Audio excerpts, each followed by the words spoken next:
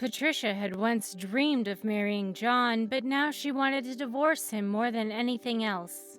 And most importantly, Patricia had no good reason to do so. John was not a drinker, not a cheater, and he never allowed himself to say a harsh word to his wife. He always gave all the money he earned to Patricia. Another woman would have been happy, but Patricia still lacked something. In fact, she was just terribly bored. No emotions, no tumultuous displays of feeling. Everything was calm and ordinary.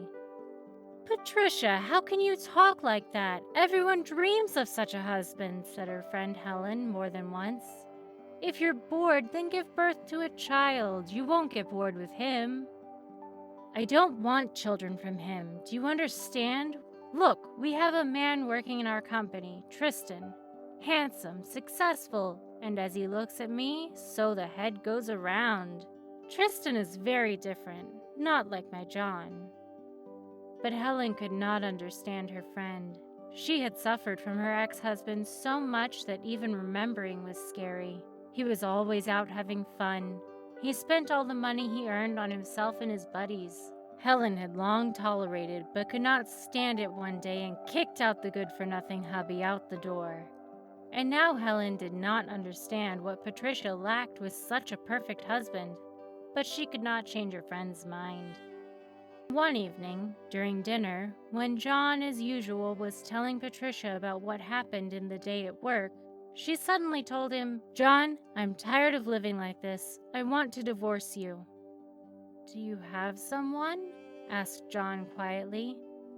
"No, but I surely will have," snapped Patricia into a shout.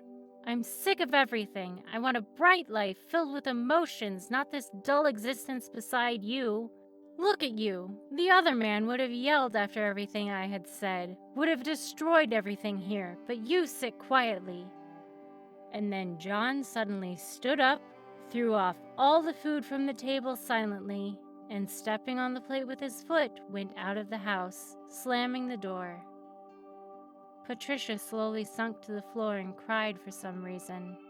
John never came home again, and a few days later Patricia received her divorce papers in the mail. Patricia was now living a free life, and the first thing she did was the seduction of Tristan. They spent a couple of nights together, and Patricia, filled with new emotions, decided that she could count on a serious relationship with Tristan. So she firmly decided to take the initiative and surprise the man. One evening, Patricia took a bottle of champagne and went to Tristan's house. Her imagination had already drawn before her pictures of a romantic evening with her lover, but when the door was opened by a little girl, Patricia was confused. She asked for Tristan, and the girl came into the depths of the apartment shouting, "Daddy?" Tristan looked out of the kitchen, and it was clear that he was cooking something.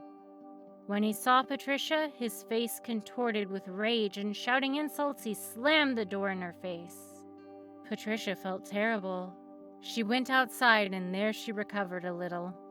She was terribly sad and ashamed, and she blamed herself for her stupidity and naivete. The next day, when she came to work, she found out that she had been fired. The woman tried to explain something, but no one wanted to listen to her, and she had no choice but to pack her things and leave the office. The last thing she had seen when she left was Tristan's sneering face. For the next few months, Patricia unsuccessfully tried to find a job. Finally, she found a job at a school with a small salary, and she was very pleased even about it. 2 years passed. Bruce, a night watchman at the school, started to woo her nicely. He was from the countryside, lived in a rented studio, and worked in a furniture factory and as a watchman on a part-time basis. Flowers and sweets did the trick, and soon Bruce moved in with Patricia. After settling in with her, he used to be romantic at first, but then things changed. He often yelled at Patricia, criticized what she cooked, forced her to economize on everything, although he always spent most of their common money on himself. Patricia repeatedly tried to kick him out, but he flatly refused to leave such comfortable, free accommodation with all the advantages. Patricia realized that she was gradually going lower and lower. She began to look bad and she gained weight. Yes, Now she was constantly on emotion, but she did not enjoy it at all.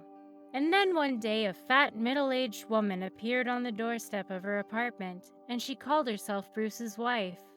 A serious scandal was impending, but Patricia was fortunately able to push the couple out the door to make them sort things out without her. In the evening she changed all the locks and for the first time could sleep well. She had enjoyed a week of peace and quiet, and then unexpectedly realized that she was pregnant with Bruce's child, a baby from that ignorant and rude married man. For the first time, she realized how much she missed her nice, calm, reliable John. Why had she thought that she would be better off with someone else than she was with him? Cursing herself for her stupidity and short-sightedness, she decided to terminate the pregnancy and went to the clinic. Sitting in line, she suddenly saw John. He was standing at the opposite end of the corridor, studying some papers. Patricia was on her way to him when suddenly a pregnant woman came out of the cabinet and kissed John. He hugged her back and Patricia got angry, recognizing her best friend Helen in that woman. "Oh, you're so mean," hissed Patricia furiously, stepping towards Helen and John. "So just as I turned my back, you've got your eye on my husband?"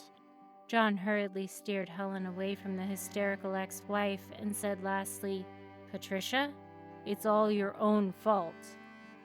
From these words, Patricia jerked as if from a punch. She stood looking after them for a long time and didn't even notice that her turn had long passed. Patricia returned home, feeling devastated and unneeded. She could not eat, sleep, or do anything. In the evening, she left the house almost unconscious and wandered toward the nearest bridge. Once at the edge, she was almost ready to open her palms, but someone's voice stopped her. "It's foolish to dispose of your life this way. One must never give up." "What do you know about my life?" shouted Patricia into the void and saw a man in his 40s come out of the shadows. "It doesn't matter. You're so young and beautiful, and you still have everything ahead of you, not like me." Patricia looked intently at the man and burst into tears. She confessed that she had done many stupid things in life and now found herself pregnant all alone. "Everyone has his own burden. I am barren, for example," replied the man and walked over to Patricia and put his arms around her. They stood on the bridge, realizing that fate had brought them together. Several years passed. Patricia and her new husband, whom she met on the bridge, were living happily together and raising a beautiful little daughter.